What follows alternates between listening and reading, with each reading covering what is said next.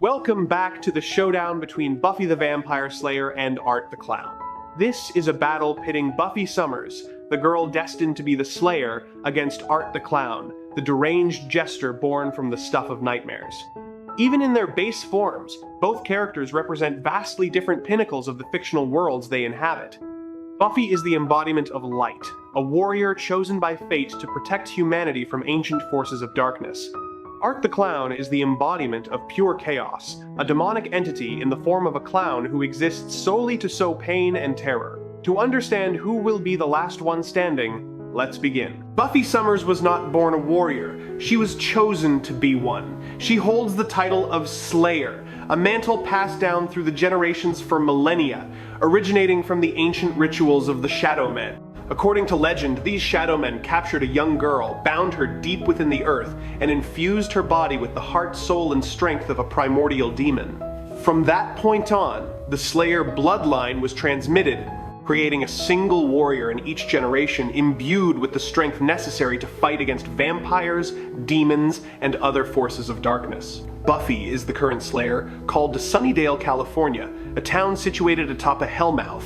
As a Slayer, she possesses superhuman strength that far exceeds the limits of a normal human. Buffy can lift objects weighing hundreds of pounds with ease, punch through wooden and concrete walls, kick vampires of comparable strength across entire rooms, and bend iron bars with her bare hands. In countless battles, she has demonstrated the ability to grapple with and defeat opponents many times her size and strength. Buffy's power is not static.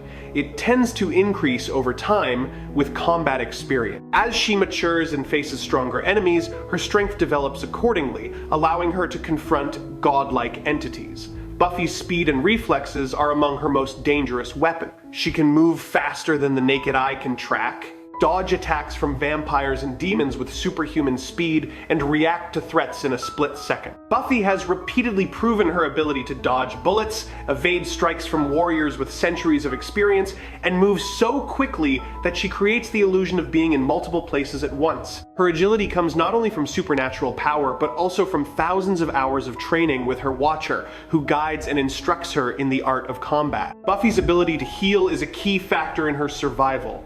The Slayer possesses a healing factor, allowing her to recover quickly from serious injuries. Broken bones can mend in days, stab wounds can close in hours, and even severe internal trauma can be healed by her body at an astonishing rate. However, Buffy's healing has its limits. She is not immortal, and fatal wounds can still kill her. In fact, Buffy has died twice in her life. The first time when she sacrificed herself to close the Hellmouth, and the second when she was thrown from a high-rise building. Both times, she was resurrected through magical rituals. Buffy's senses are enhanced to a superhuman level. She possesses what is called a Slayer sense, an ability that allows her to perceive the presence of vampires, demons, and other supernatural beings. This sense acts as an early warning system, enabling her to detect threats before they appear, sense murderous intent from a distance, and locate enemies lurking in the shadows. Additionally, Buffy has prophetic dreams, visions that allow her to foresee upcoming events, though these dreams are often vague and difficult to decipher. Under the guidance of Rupert Giles, her Watcher, Buffy has been trained in a variety of combat styles, from traditional martial arts to modern fighting techniques.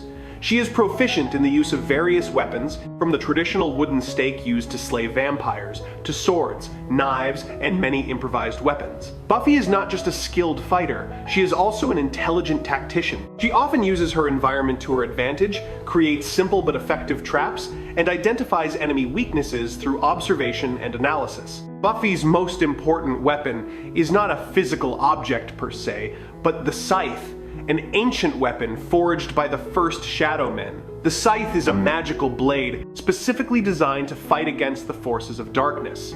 It can slice through any supernatural flesh, break protective enchantments, and destroy entities that ordinary weapons cannot harm. The scythe is not just a physical weapon, but also a magical tool, amplifying the Slayer's power and allowing her to confront god-level enemies. Alongside the scythe, Buffy uses various other weapons depending on the situation, from simple wooden stakes to swords enchanted by the witch Willow Rosenberg. As a human, Buffy has relationships, loves, and responsibilities that make her vulnerable. She often faces difficult choices between completing her mission and protecting those she loves.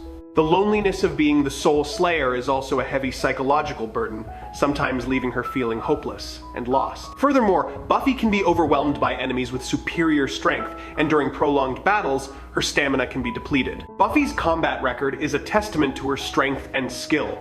She defeated the Master, one of the oldest and most powerful vampires, who was prophesied to destroy her. She fought and defeated Glory, a mad goddess from another dimension who possessed physical power far exceeding her own. She confronted the first evil, a primordial entity representing the very essence of evil, and thwarted its plan to open the Hellmouth permanently. She destroyed Caleb, a deranged preacher granted supernatural strength, and vanquished countless vampires, demons, and other dark creatures throughout her life. Buffy was not just a fighter, she was also a leader, rallying and commanding the potential slayers across the globe in the final battle against the first evil. Now, let's turn to Art the Clown. Art the Clown is not a human, nor is he an ordinary creature.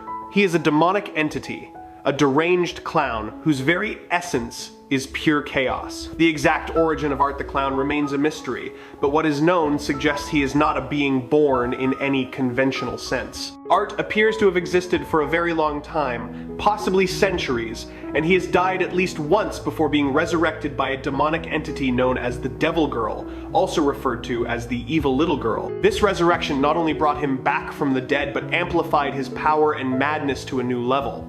The nature of Art the Clown is the first thing that must be understood. He does not speak, nor does he emit any sound from his mouth. Instead, Art communicates through gestures, facial expressions, and acts of brutality. His silence is not a handicap, it is an integral part of his demonic nature. Art needs no words to express his madness, his sadism, and his murderous intent. He communicates through his gaze, through an unnaturally wide smile, and through the violent acts he inflicts upon his victim. This silence makes Art even more terrifying, because no one can guess what he is thinking, or when he will strike. Art the Clown's immortality is his most powerful defensive weapon. Art cannot be killed permanently by any physical means. He has been shot, stabbed, dismembered, burned, and even committed suicide by shooting himself in the head, yet none of these injuries could destroy him permanently. In the first Terrifier film, Art was shot dead by the police, only to be resurrected by the evil little girl and continue his massacre. In Terrifier 2, he was incinerated in an explosion but continued to fight and kill even as his body was burning. In Terrifier 3, he continues to demonstrate superhuman recovery, surviving fatal wounds and continuing to sow terror. This immortality does not mean Art cannot be injured. Rather, he can endure any wound and keep fighting, regardless of the severity of the trauma. Art the Clown's physical strength far exceeds the limits of a normal human. He can tear victims apart with his bare hands, shatter bones with a single grip, and lift heavy objects that an ordinary person could not move. Art's strength is not fixed, but seems to fluctuate depending on the situation and his level of derangement. In several scenes, he displays extraordinary power, able to grapple with and overpower opponents of greater size and strength. Art's might comes not just from muscle, but from his demonic nature, which allows him to transcend normal physical limits. Art the Clown's magical abilities are an aspect often underestimated. Art is not just a crazed killer, but a demonic entity with supernatural powers. He can teleport, appearing and disappearing mysteriously, often when no one is looking. He can create illusions, warp reality, and make his victims see things that do not exist. Art also possesses the ability to manipulate objects from a distance, causing items to levitate or move according to his will. These magical abilities are not always overtly displayed, but they reveal that Art is not merely a killer with blades, he is also a sorcerer with powers. Art the Clown's weapon of choice is a large canvas bag, often called a kill bag, filled with sharp weapons and torture instruments. Inside this bag, Art stores knives, axes, saws, hammers, and countless other tools he uses to torture and kill his victims. Art does not use these weapons randomly. He often selects the right tool for the situation, devising creative and brutal methods of murder. He enjoys playing with his victims, prolonging their pain and fear before delivering the final blow. Art's sadism is expressed not just in the killing, but in the way he savors his victims' suffering, laughing maniacally as they beg and cry. Art the Clown's personality is a fusion of madness, sadism, and a kind of dark humor. He does not kill for a reason, has no clear motive, and follows no rules. Art kills because he enjoys it, because he revels in the pain and terror of his victims. He often performs comedic gestures, like clowning around, dancing, and creating ironic situations, but it is all executed with a horrifying brutality. Art has no empathy, no mercy, and no moral boundaries whatsoever. He is the embodiment of pure chaos, an entity that exists solely to spread horror and suffering. Art the Clown's weakness does not lie in his physical form, as he is virtually immortal. His weakness lies in his madness and lack of control. Art is often distracted by his own antics and sadism, causing him to sometimes miss the chance to dispatch a victim quickly. He loves to play, loves to draw out the pain, and this occasionally allows his victims an opportunity to fight back or escape. Furthermore, Art can be temporarily incapacitated by severe injuries, although he will always resurrect. His insanity also makes him susceptible to illusions or traps, as he often acts on instinct. Art the Clown's resume is a long list of victims he has tortured and murdered. In Terrifier, he slaughtered a group of young women on Halloween night, using a variety of brutal and creative killing methods. In Terrifier 2, he targeted a group of teenagers, killing many and displaying terrifying magical abilities. In Terrifier 3, he continues his rampage, targeting a family during the Christmas season and exhibiting ever-increasing savagery. Art does not simply kill his victims, he tortures them, toys with them, and savors every moment of their pain and fear. The fight. If we consider pure physical strength and combat skill, Buffy holds a clear advantage. She is a slayer with superhuman strength, speed faster than the naked eye, and an astonishing healing factor. Buffy was trained by her Watcher for years, mastering multiple fighting styles and becoming proficient with a wide variety of weapons. She has extensive experience battling vampires, demons, and other supernatural beings, and has defeated enemies physically stronger than herself. In a direct confrontation, Buffy could easily overwhelm Art physically, using her speed and skill to dodge his attacks and counter with lethal blows. However, the crux of this battle is not who is physically stronger, but who can permanently destroy the other. This is where Art the Clown's demonic nature comes into play. Art cannot be killed by ordinary physical means. Buffy could stake him, dismember him, or even burn him, but all of these actions would only temporarily incapacitate him. They could not destroy him permanently. Art would always resurrect and continue his massacre, regardless of the severity of his injuries. To destroy Art the Clown permanently, Buffy would need to employ supernatural means. This is where the Scythe, the Slayer's ancient magical weapon, becomes crucial. The scythe is not just a physical weapon, but a magical tool designed to fight against the forces of darkness. It can slice through any supernatural flesh, break protective enchantments, and destroy entities that ordinary weapons cannot harm. If Buffy uses the scythe to attack Art, she could inflict wounds from which he cannot recover, or at least temporarily disable him for an extended period. To destroy Art the Clown permanently, Buffy would need to employ supernatural means.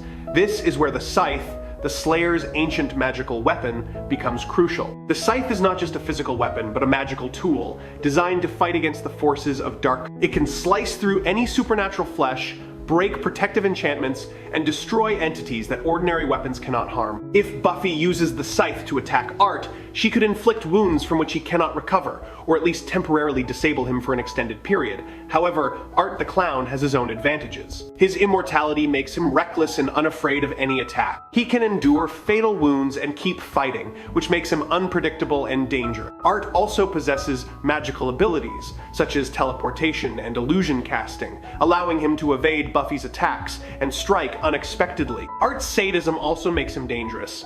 Because he doesn't just want to kill Buffy, he wants to torture her, prolonging her pain and fear. Buffy has experience fighting immortal entities, like vampires and demons. She knows how to deal with enemies that cannot be killed by conventional means, and she has learned to use magic and supernatural weapons to destroy them. Art the Clown, though deranged and brutal, often acts on instinct, lacking any clear strategy. He loves to toy with his victims, and this sometimes causes him to miss the opportunity to dispatch them quickly. In a direct confrontation, Buffy could overwhelm Art physically in the initial phase of the battle. She could use her speed and skill to dodge his attacks and counter with fatal blows.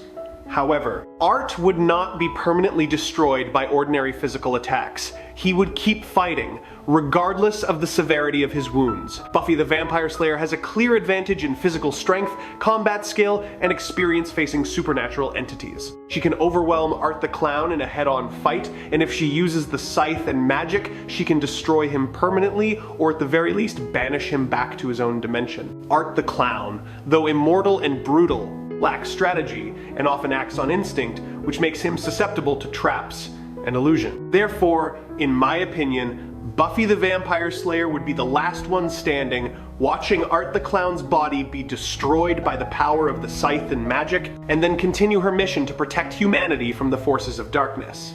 What do you think? Let me know your thoughts in the comment section. Please remember to subscribe to the channel. Thank you all very much.